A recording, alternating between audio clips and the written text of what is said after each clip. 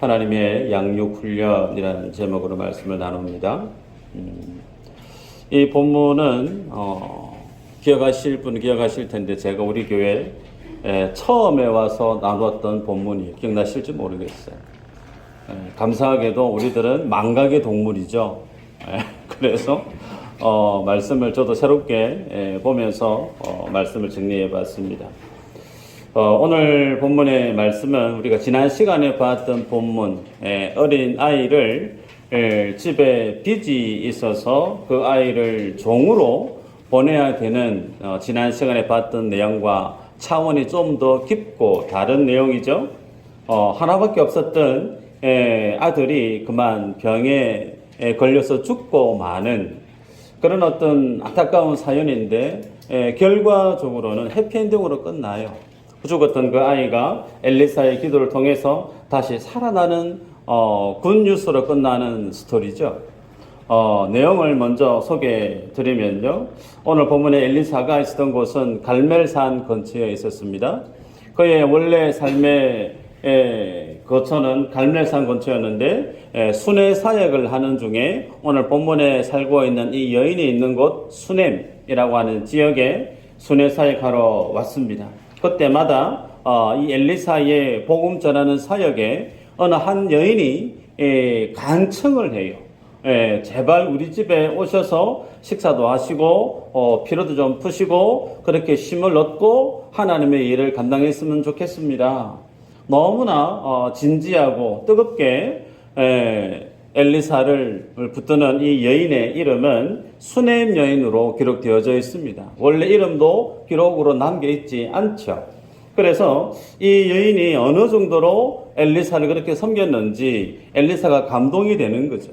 그래서 추후에 또다시 수넴이라고 하는 지역에 복음을 전하러 오면 다른 집에 가지 않는 거예요. 그렇겠죠. 사역자가 복음을 전하러 왔는데 목사님, 선교사님 수고 많으시죠? 저희 집에 오셔서 식사 마십시다. 혹은 제가 식사 대접할 테니 가십시다. 그런데 그 마음이 너무 편한 거예요. 부담도 없고 정말 사랑하는 마음으로 존경 어린 마음으로 대할 때 그 섬김을 받은 모든 사역자들은 감동이 됩니다. 그래서 그 다음에 순회 사역하러 갈 때도 또 이 여인에게 가서 그렇게 믿음의 선한 교제를 갖게 되었던 스토리가 있습니다. 그런데 성경을 우리가 보면 알 수 있지만 이 여인이 엘리사를 사역을 위해서 공개하고 섬기고 대접하는 수준을 뛰어넘어서 아예 어떻게 하냐면 자기 남편에게 졸라요. 남편 졸라서 어떻게 하냐면 엘리사 선생님이 오셔서 사역을 할 때 쉴 곳이 필요하다는 거죠. 그렇겠죠? 사역자가 와서 순회 사역을 하다가 잠을 자야 되는데 여관방에 가서 자고 호텔방에 가서 자고 매번 그러기가 어렵다는 거예요. 그래서 이 수넴 지역의 여인이 남편을 설득을 합니다. 우리 집을 개조하십시다. 담을 더 올려서 거기에 다락방을 하나 만들고 거기에 엘리사 선지자가 유숙할 수 있는 장소를 만듭시다. 장소를 만드는 거예요. 근데 그 장소만 만드는 수준이 아니고 들어가면 잠을 자야 되니까 침대도 있어야 될 거예요. 침대만 있으면 될까요? 앉아서 말씀 연구도 해야 되고 기도도 해야 되고 그러려면 책상도 필요하고 의자도 필요했을 겁니다. 그런 집기들을 다 구비해서 엘리사를 섬겼던 겁니다. 이런 어떤 감동들, 여러분, 감동은요, 내가 뭘 도와드릴까요 해서 이것저것 도와주십시오. 그렇게 해서 그 사람의 필요를 채워주는 것도 물론 감사가 돼요. 그런데 그보다 더 큰 감사가 뭐냐면 상대방이 말하지 않아도 그 사람의 필요를 미리 알아서 챙겨줄 때 감동이죠. 사랑하는 남성 동지 여러분, 사랑하는 와이프에게 눈을 유심히 살펴보시길 바랍니다. 뭐가 필요할까? 무심히 건네보세요. 오다 주었다. 그러면서 필요를 한번 건네주세요. 그러면 반찬 가지수가 달라지지 않을까? 저도 한번 해보겠습니다. 참. 여하튼 필요를 얘기하지 않아도 수넴 여인이 엘리사의 필요를 채워줄 때 엘리사가 너무 감동이 되는 거예요. 그래서 묻습니다. 이렇게 너무 극진하게 나를 케어해 주는 거 감사한데 혹 필요한 게 뭐가 있는가? 필요한 게 있으면 내게 말을 하라는 거예요. 말을 하면 내가 임금이나 혹은 군대 장관에게 얘기를 해서 당신의 그 필요한 것들을 내가 도와줄 수 있도록 하겠다. 예. 근데 그런 어떤 엘리사의 말에 있어서 이 여인이 뭐라고 얘기하냐면 나는 내 백성 중에 거합니다. 그렇게 얘기를 하는 거예요. 무슨 얘기냐면 나는 내 백성들 중에 그냥 평범한 사람을 있기를 원하지 특별한 특혜를 내가 원하는 것은 아닙니다. 사양을 하는 거죠. 예. 사양을 했던 그 배경을 보면 성경에서는 이 여인을 귀인으로 기록하고 있어요. 그래서 해석을 해보면 상당히 그 지역 속에서 경제적으로 물질적으로 부유했던 그런 가정에 해당되어지는 내용을 보게 되죠. 그래서 엘리사 입장에서는 이 가정에 그다지 필요한 것이 없는 모양인갑다. 그렇게 포기하고 넘어가려고 하는데 그의 사환 게하시가 이 여인의 가정의 상황을 좀 더 면밀히 알았던 것 같아요. 그러면서 알려줍니다. 엘리사 선지자님, 이 가정에 아들이 없답니다. 아들이. 그래서 아들이 없다니 큰일 났구나. 그러면서 엘리사가 이 여인을 다시 불러요. 다시 불러서 축복의 메시지를 전하는데 내년 이맘때에 네가 아들을 안게 될 거야. 그렇게 얘기를 하는 거죠. 예, 소위 임신하게 될 거라고 하는 축복의 메시지를 전했다는 겁니다. 이 얘기를 전해 들었던 여인이 어떤 반응을 보였느냐면 지금까지 내 남편이 나이 많아서 늙고 지금까지 무자 자식 없이 살았는데 무슨 그런 일이 내게 일어나겠습니까? 괜찮습니다. 말은 고맙지만 뭐 지금까지 자식 없이 살았는데 그냥 이렇게 살아도 괜찮습니다. 기대를 안 했다는 거죠. 그런데 어떻게 되어졌을까요? 정말 1년 이후에 어떤 일이 벌어지느냐면 이 여인이 임신을 했고 그 아이를 출산하게 된 거예요. 성경에는 이 여인이 아이를 임신하고 그 아이를 양육하고 그 아이가 어떻게 자라났는지에 대해서는 자세하게 언급하지 않습니다. 언급하고 있는 내용은 딱 하나입니다. 이 아이가 어느 날 아버지가 소출 작물들을 수확하고 있는 그곳에 가서 놀러 갔다가 아버지에게 얘기하는 거죠. 아우 내 머리야. 머리에 통증을 호소하는 거예요. 그러자 아버지가 그러면 집에 가서 이끌어 자녀를 집에 돌려보냅니다. 집에 돌려보내서 왔는데 이 여인의 품에 안겨 있어요. 안겨서 통증을 호소하긴 하는데 점심때쯤에 이 아이가 그만 죽고 맙니다. 여러분 정말 손 한 번 써보지도 못하고 사랑하는 하나밖에 없는 그 아들이 하나님 앞에 정말 너무너무 원했고 간절했지만 그럴 만한 상황이 되지 못해서 포기하고 살았던 그 여인 가슴 속에 인생 속에 하나님이 정말 천이 하나 만이 하나 그 아들을 주셨는데 그 아들로 인한 기쁨이 얼마나 컸겠어요. 근데 그 아들이 갑작스럽게 죽고 맙니다. 얼마나 이 여인에게 큰 아픔과 고통과 절망이었을까 상상하기도 쉽지 않을 수 있지 않겠습니까? 궁금한 것은요, 하나님께 있어요. 여러분, 우리들이 믿음의 삶을 살아갈 때 종종 하나님께 대해서 질문을 던질 때가 있습니다. 오늘 이 본문의 케이스를 보면요, 하나님이 이 여인에게 아들을 주셨단 말이에요. 심지어 이 여인이 하나님 앞에 아들 주세요 금식기한 적도 없습니다. 그냥 포기하고 살았던 여인에게 주님이 은혜로 이 여인 속에 가장 필요했던 그 아들을 주셨단 말이에요. 그런데 주셨다가 갑작스럽게 이 아들을 주님이 데려가 버립니다. 가질 수 없었던 포기하고 살았던 여인 속에 그 아이로 인한 기쁨을 주셨던 그 주님이 갑작스럽게 이 아이를 또 데려가 버립니다. 아프다고 해서 그 아픈 게 어느 정도인지 잘 모르지만 좀 있으면 낫겠지 싶어서 품에 안고 잠깐 있었는데 그냥 그렇게 있다가 아이가 죽고 말았다는 거예요. 여기서 갖는 질문은 왜 하나님이 이러실까라는 거예요. 아이를 주셨던 그 주님이 그 아이를 고쳐 주실 수는 없었을까? 혹은 그 아이를 주셨던 그 주님이 그 아이를 고칠 뿐만 아니라 아예 그런 고통을 이 아이에게 없이 해 주실 수는 없었을까? 왜 하나님은 이 여인에게 이러한 힘겨운 과정들을 허락하셨을까라는 부분입니다. 여러분, 이 질문에 대한 답이 여러분에게는 선명하게 있으십니까? 성경을 대하는 독자도 이 질문 앞에 설 때 상당히 난감해질 수가 있죠. 이 여인도 마찬가지예요.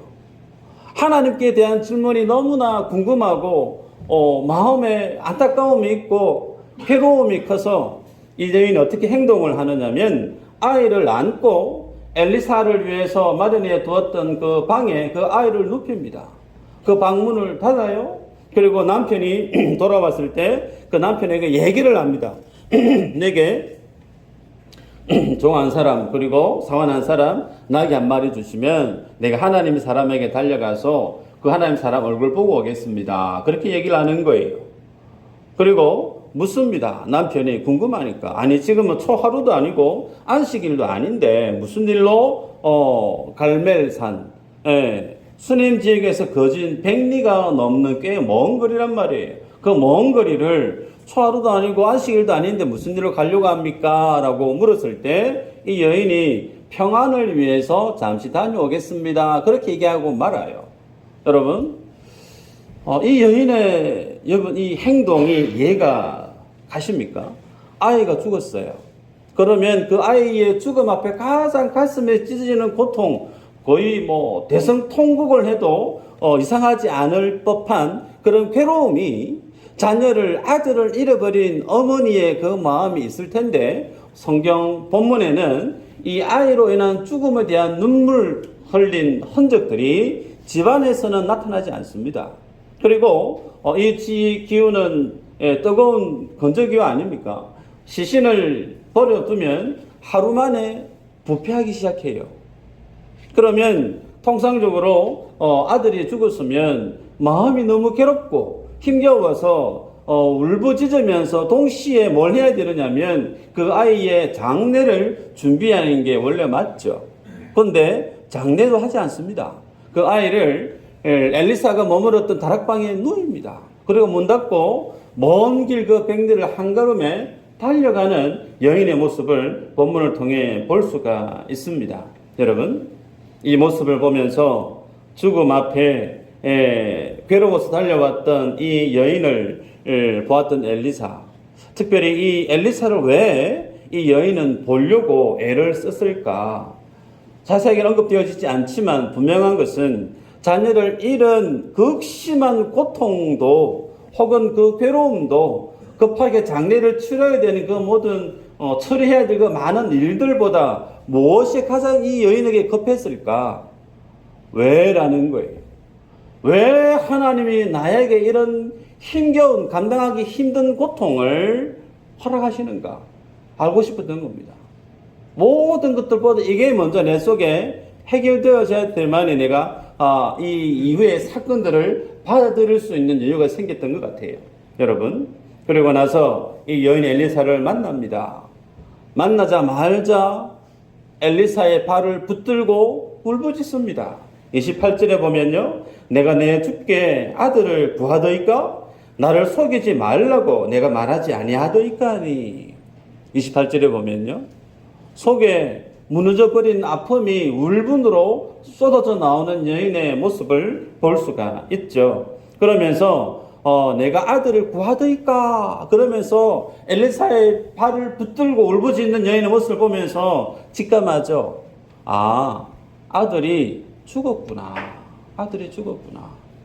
그러면서 급하게 자기 사원 게하시에게 자기가 쓰던 지팡이를 건네줍니다.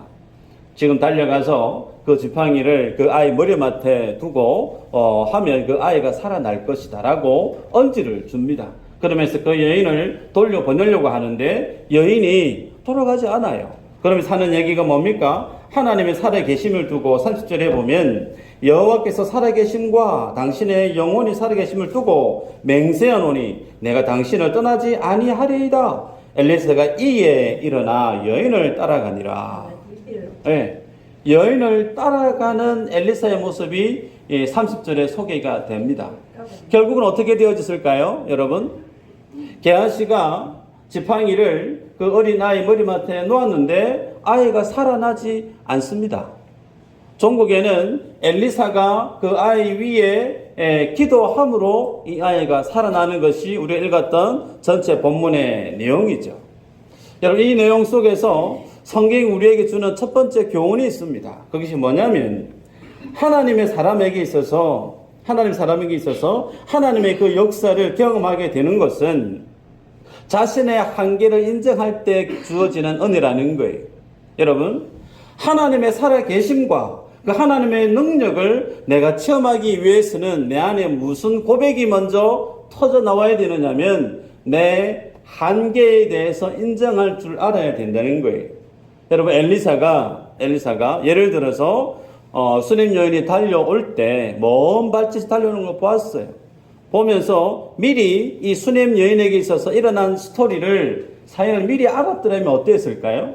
상상해 보시면 아이가 죽은 것 때문에 이 여인이 달려오고 있구나. 그러면서 여인이 슬퍼하는 것을 보고 그래 아이가 언제 죽었는지 막 이렇게 꼬치꼬치 물었다라고 하면 여러분 상황이 어떻게 전개되어졌을 것 같습니까? 수냄 여인이 상당히 화가 났을 거예요. 아니 엘리사 선지자님 내 아들이 죽은 걸 알았으면 지금 어떻게 여기 있을 수가 있느냐고 오셔서 신방 오시든지 오셔가지고 기도라도 좀 해주시고 어떤 상황을 두고 하나님 앞에 간구도 좀 해주시고 그래 주시면 얼마나 감사하겠느냐고. 왜 그런 것도 없이 아들이 죽은 것을 뻔히 보고만 계셨느냐고. 아마 상한 마음에 엘리사 선지자에게 울분을 토하지 않았을까 싶어요. 그런데 엘리사 선지자도 몰라요. 여러분, 이것이 은혜인 이유가 뭐냐면 만약에 엘리사 선지자가 자기의 아들이 죽었을 알았더랬으면 이 수냄 여인은 누구만 바라봤을까요? 엘리사만 바라본 거예요. 엘리사 뒤에 있는 여호와 하나님은 안중에도 없고 엘리사만 의지하고 엘리사만 붙들었을 거예요. 그런데 와서 보니까 엘리사 선지자도 몰라요. 그러면 이 여인의 시선이 누구에게 향할까요? 오롯이 엘리사 선지자 뒤에 오롯이 서 계시는 여호와 하나님께 집중하는 마음이 이 여인에게 있었음을 보게 됩니다. 여러분, 그 모습을 통해서 주님 우리에게 뭘 보여줍니까? 인간의 무지함, 인간의 그 한계, 불가항력적인 그 모든 상황 속에 떨어졌을 때 자신의 부족함을 인정하는 거예요. 그럴 때 하나님의 은혜를 누리게 되더라는 겁니다. 게하시 마찬가지입니다. 게하시가 엘리사의 지팡이를 들고 아이 머리맡에 두었는데 아이가 아무런 변화가 없어요. 그런데 따라갔던 엘리사가 아이 몸 위에 엎어져서 기도를 합니다. 어떻게 기도했죠? 눈에는 눈, 코에는 코, 손에는 손, 아이의 몸을 그 아이 위에 포겠습니다. 여러분, 이 모습 기억나십니까? 엘리야 선지자가 사브랏 가부의 아이를 살려냈을 때 기도했던 모습과 똑같죠? 기억나십니까? 그래서 죽은 시신에게 손을 대는 것은 율법으로 금하고 있어요. 정결 규례법에 의하면. 그런데 엘리사 선지자가 그 죽은 아이 위에 자기 몸을 포개요. 그러면서 기도를 함으로 인해서 이 아이를 살려냈다는 거예요. 여러분, 이 모습을 보면서 주님이 우리에게 뭘 보여주는가?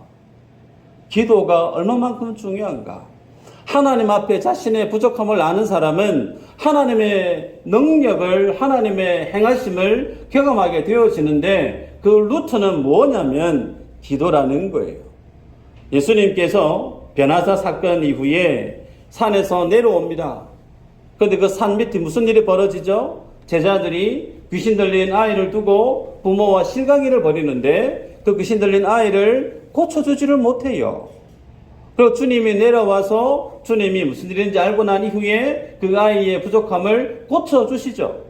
그러면서 그 상을 두고 제자들이 묻습니다. 도대체 우리는 왜 이 아이를 못 고쳤죠? 질문을 던져요. 그런데 주님 하시는 말씀이 뭐였던가요? 기도 외에는 이런 유가 나갈 수 없다.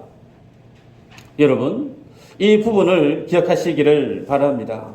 게하시라고 하는 사람, 당대 가장 탁월한 선지자 엘리사 곁에서 그를 보필했던 사람이에요. 하나님의 이적을, 하나님의 기적을 가장 많이 본 사람이 누구냐? 게하시입니다. 엘리사와 하나님과의 깊은 교제 속에, 기도 속에 믿음의 경건의 삶을 보았던 사람이 누구냐면 게하시예요. 그런데 그렇게 하나님의 역사하심을 많이 보았던 게하시가 아무런 능력을 드러내지 못합니다. 여러분, 예수님을 3년 동안 따라다녔던 제자들이 예수님이 행했던 그 모든 사역의 과정들을 다 봅니다. 오병의 기적을 체험해요. 물리를 걸으시는 주님을 봅니다. 죽은 사람을 살려내는 것을 그들이 보았습니다. 주님과 오랜 시간을 같이 경험했단 말이에요. 그런데 그것이 하나님의 믿음의 권세가 내게 오는 것과 하등의 관련이 없다는 겁니다. 하등의 관련이 없어요. 내가 교회 오래 다녔는데, 내가 성경에 대해서 많이 아는데, 여러분, 예수 안 믿는 사람도 이럴 수 있습니다. 예수 안 믿는 분들도 성경에 대해서 해박하게 할 수 있어요. 그것이 중요한 게 아니라는 거예요. 뭐가 중요할까요? 오늘 자신의 한계를 아는 사람은 뭐 하냐면 기도예요.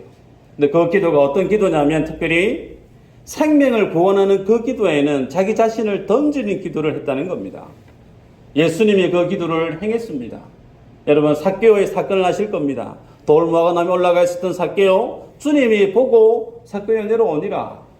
오늘 내가 네 집에 유하여야 되겠다. 주님이 그 세리장 삭개오 집에 들어가지 않습니까? 그 모습을 봤던 많은 사람들이 뭐라고 입을 대죠? 저가 죄인의 집에 유하로 들어갔다. 그 말의 의미는 많은 유대인들은 세리라고 하는 사람, 마치 이방인보다 더 못한 사람으로 취급했던 죄인 중에 죄인을 누구라고 정죄하고 살았느냐면 세리들입니다. 잔민족에게 세금을 과하게 부과해서 정말 고유를 뽑아냈던 세리, 정말 나쁜 사람들, 죄인들 상종하지 않았어요. 그런데 주님은 누구와 친했다고요? 세리, 귀신 들린 사람, 죄인, 창기, 소위 세상에서 죄인이라고 정죄받은 사람들과 주님은 친구를 먹었던 사람이 예수 그리스도십니다. 그 주님이 왜 삭개오가 먹어야 될 그 욕을 주님이 먹으시죠? 주님이 그 욕 먹음으로 인해서 이 삭개오가 하나님의 사람으로 변화되어 줄 수만 있으면 오케이라는 거예요. 그 주님은 자기의 생명을 많은 사람의 대성물로 주기 위해서, 십자가에서 살찌져 죽기 위해서 이 땅에 오신 그 주님이 영혼 살려내고 영혼 구원하는 그 일에, 그 영혼을 변화시키는 그 일에 세상으로부터 욕먹는 것쯤은 괜찮다는 거예요. 여러분, 영혼을 살리는 그 일에는 어떤 심정이 있어야 되느냐면 나를 던지는 기도가 있어야 돼요. 엘리야 선지자가 그랬습니다. 오늘 본문의 엘리사 선지자도 마찬가지예요. 예수님도 마찬가지예요. 베드로도 그랬고 사도 바울도 마찬가지입니다. 그러기에 여러분, 우리가 하나님의 은혜를 덧입기 원하신다면 더더욱이 특별히 믿는 가족들 중에 아직 주님을 잘 모르고 있는 내 가족들이 있다라고 하면 주님 믿어야 되는데 언제 주님 믿겠노? 마음이 조급해지는 마음이 혹 있을지 모르겠지만, 여러분, 오늘 성경에서 우리에게 뭘 도전합니까? 영혼을 살리는 기도에는 내 자신을 던지는 기도가 필요하다는 거예요. 오늘 여러분에게 이 기도가 있는지를 스스로 점검해 보시기를 바랍니다. 사랑하는 자식을 위해서, 사랑하는 남편과 아내와 형제들을 위해서 내가 구원시켜야 되는데, 쟤들이 주님을 믿어야 되는데 엄마 웃잡고 마음이 애가 타는데 그 심정 속에 나를 주님께 내어 던지면서 하나님, 사랑하는 저 아이가 살아날 수만 있으면 내가 부정하게 되어줘도 괜찮습니다라고 하는 엘리사 선지자의 이 기도하는 자세, 여러분, 이 모습을 누가 봤을까요? 이 여인이 본 거예요. 주님은 이 여인 속에 이 믿음의 모습을 갖기를 원하고 있습니다. 두 번째로 오늘 우리가 보게 되어지는 것은 하나님의 능력으로 사는 법을 배우게 한 이유 때문에 오늘 하나님의 이 여인에게 이 사건을 허락하신 것을 볼 수가 있습니다.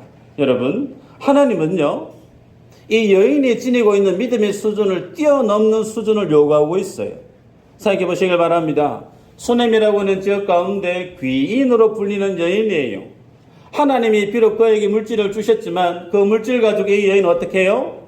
말씀의 사역자인 엘리사에게 그 필요를 공개하면서 나름 품위 있게 나름 덕망스럽게 하나님의 그 일에 자신의 물질을 흘려보내고 있는, 그래서 당대의 많은 사람들 중에 야, 저 집에 있는 저 수님이라고 하는 여인은 정말 믿음이 참 좋은 사람이네, 칭찬 일색이었을 겁니다. 그 정도만 해도 적은 충성 아니에요. 그런데 하나님이 원하는 믿음의 수준은 그 정도가 아닙니다. 여러분, 그 아들을 잃어버렸어요. 그 아들을 잃어버린 이 여인의 마음이 깨어졌습니다. 소위 박살이 난 거예요. 그래서 가슴속에 원통함과 괴로움을 끄집어 안고 한 걸음에 하나님께 나아갑니다. 나아가서 그 앞에서 하나님의 종 엘리사 앞에 나아가서 어떻게 행동을 취했던가요? 손 주머니에 찔러놓고 엘리사 선지자는 차분하게 이렇게 얘기했던가요? 아니죠. 달려가서 그 종의 팔을 움켜잡았어요. 그 발 앞에 엎드려서 흐느끼 울었단 말이에요. 여러분, 이 고대 건동 지역에서 발을 붙들고 그 발에 대해서 입맞추고 할 수 있는 사람은 누구만 할 수 있었을까요? 종. 뭘 얘기하는가? 하나님은 이 여인에게 있어서 정말 폼나고 그리고 후하고 보기 좋게 하나님 주신 그 물질 가지고 다른 사람들을 섬기고 복음 전하는 그 일도 물론 좋지만 그것은 소위 수많은 종교인이 할 수 있는 수준이었다는 거예요. 주님이 원하시는 게 그거 아니었습니다. 주님이 원하시는 것은 그 아들을 취함으로 인해서 하나님 앞에 종된 여인의 믿음의 모습을 요구한 거예요. 이전까지는 엘리사 선지자의 발을 붙들고 울부짖은 모습이 없었습니다. 품이 있고 귀인으로서 좋은 옷 입고 그렇게 우아하게 살았던 모든 믿음의 모습을 다 내던져버리고 죽은 자기 아들의 죽음의 그 모습 앞에 어머니의 깨진 모습으로 울부짖는, 그래서 납작 엎드려서 종의 모습으로 주님 앞에 나아오고 있는, 마치 이 모습은요, 상처 입은 인생이 하나님의 걸어가신 보좌 앞에 나아가서 그 하나님의 발을 부여잡고 하나님 제발 살려달라고, 하나님 제발 나를 불쌍히 여겨달라고 울부짖는 소위 성도의 모습을 그대로 보여주고 있습니다. 여러분, 이 모습이 주님이 우리에게 원했던 모습임을 본문을 통해 깨닫게 됩니다. 하나님은 오늘 본문 속에 이 여인에게 두 가지를 가르칩니다. 하나는 기도입니다. 기도. 어떻게 기도해야 될까? 엘리사가 방 안에 들어가서 자신의 아들을 위해서 자기의 부정함을 무릅쓰고 자신을 내던지면서 그렇게 기도하는 모습을 이 여인이 봅니다. 그런 걸 본 적이 없어요. 아, 하나님을 저렇게 섬겨야 되는구나. 내가 예배하고 내가 믿는 하나님은 폼나게 멋있게 우아하게 그렇게 하나님을 예배하는 거 말고 하나님을 예배하는 믿음의 자세는 생명을 걸어야 되는 거구나. 그 모습을 봅니다. 두 번째는 내 가진 것으로 주님을 섬기는 게 아니고 나를 주님께 드려야 되는 거구나. 그 모습을 이 여인이 엘리사의 모습과 잃어버렸던 그 아들의 죽음의 사건을 통해서 배우게 되더라는 거예요. 그래서 기도의 훈련에 대해서 배우게 되고 믿음의 훈련에 대해서 눈뜨게 된 겁니다. 성경은 이 이후의 사건에 대해서는 자세히 언급하고 있지 않습니다. 그런데 좋게 짐작할 수 있는 것은요, 이 여인이 하나님을 어떻게 예배하며 살았을까라는 거예요. 북이스라엘 바알과 아세라를 온 나라가 신봉했고 온 나라가 우상으로 뒤덮였던 그 땅 가운데, 복음이 사라져버린 그 땅 가운데 이 여인만은 엘리사와 그리고 자기의 아들이 죽고 살아났던 이 사건을 인해서 하나님을 가장 성경대로 가장 주님이 기뻐하시는 믿음의 모습대로 이 여인이 주님을 예배했을 것이다. 좋게 짐작할 수 있습니다. 그 아들을 어떻게 양육했을까요? 네 공부해라. 예배 드리는 거 대충 해도 되고 공부 열심히 해서 1등 돼야 된대. 외래돈동 열심히 공부해가지고 대기업 가야 된다. 가고 난 다음에 신앙생활 열심히 하면 되지. 주일 오후 예배 안 해도 돼. 세상 사람들은 이렇게 하나님의 믿음에 대한 영역들을 별 가치 없는 것으로 차순으로 돌릴 때가 많습니다. 여러분, 하나님은 그거 기뻐하지 않으세요?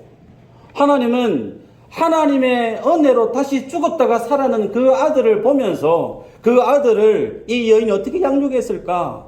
니는 천하 없어도 예배 반드시 드려야 된다. 네 생명 다해 하나님을 사랑해야 된다. 하나님 앞에 네가 어떤 삶을 살아야 될지 너 기도하고 점검하고 말씀 앞에서 네 삶을 개척해 가야 된다. 믿음에서 조금만 떠나도 그 아들을 아마 엄하게 훈육하면서 자식을 교육하지 않았을까 싶어요. 주님이 복음이 사라져버린 그 땅 가운데 하나님의 복음이 꺼져버리고 하나님의 영광이 사라져버렸던 그 북이스라엘의 아무런 영적인 암흑기 가운데 이 가정에 이 여인의 스토리를 통해서 주님이 불씨를 살려내고 있어요. 하나님을 예배하는 가정은 이래야 된다는 거예요. 믿음의 사람은 이래야 된다는 거예요. 기도의 모습은 이래야 된다는 거예요. 여러분, 이 모습이 오늘 우리에게 주님이 도전합니다. 여러분, 무엇으로 세상을 사세요? 여러분이 세상을 살아가는 능력은 어디에 있으세요?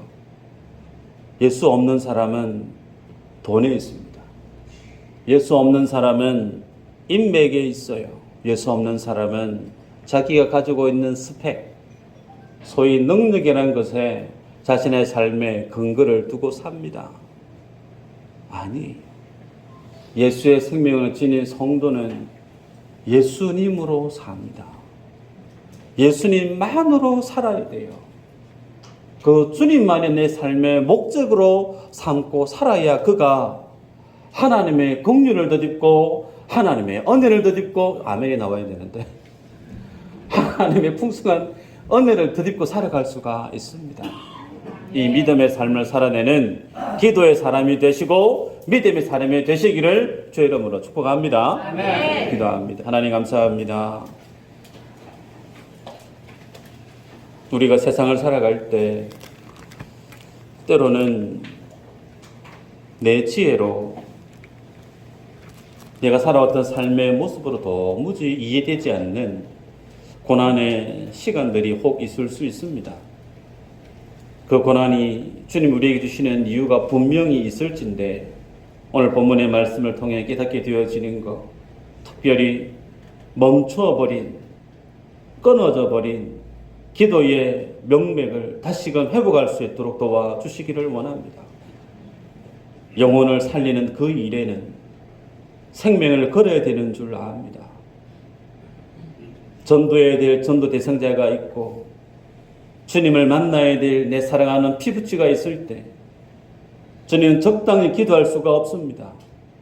내 자신을 내던지고 울부짖고 간절하게 주님을 찾는 그 주님의 은혜를 구하는 기도가 있는 그 기도는 깨어져 버린 영혼을 살려낼 뿐만 아니라 깨어져 가고 있는 가정을 살려낼 수도 있고 허다의 많은 자금과 분쟁으로 어지러운 교회도 주님 앞에 자신을 내던지는 기도하는 일꾼이 있을 때 그 교회도 다시금 회복되어 줄 수 있는 소망이 있는 줄 압니다.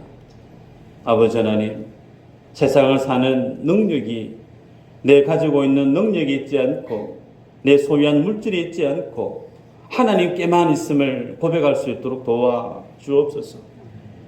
내 삶의 목적도 살아야 될 이유도 내 인생의 종적의 마지막에 남기고 싶은 그 모든 것도 오직 예수 그리스도 그 주님 앞에 믿음의 삶을 둘 수 있도록 주 우리의 믿음의 걸음을 붙드시고 은혜 중에 강건토록 역사하여 주옵소서. 감사하고